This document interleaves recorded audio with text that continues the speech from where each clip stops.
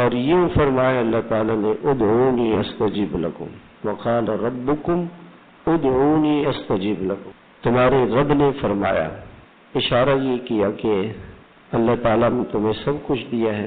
رب وہ ذات ہے جو ہر انسان کی ہر ضرورت کو پورا کر دے، انسان کی ہر ضرورت کو پورا کرے، وہ رب ہے۔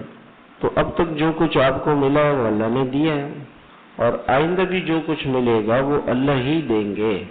تو اللہ سے لینے کا راستہ دعا ہے۔ دعا جس کو دعا کی توفیق مل گئی اس کے لیے خیر کا دروازہ کھل گیا، اللہ کی رحمت کا دروازہ کھل گیا اس کے لیے۔ اللہ پاک سے نا امید نہیں ہو، لا تقنطوا من رحمت اللہ، اللہ کی رحمت سے نا امید نہ ہو، ولا تیأسوا من روح اللہ، اللہ کی رحمت سے نا امید نہ ہو، مایوس نہ ہو۔ مایوسی کفر ہے۔ اللہ کی رحمت سے انہ لا ییأس من روح اللہ الا القوم الکافرون، کافر مایوس ہے، مسلمان کبھی مایوس نہیں ہوتا۔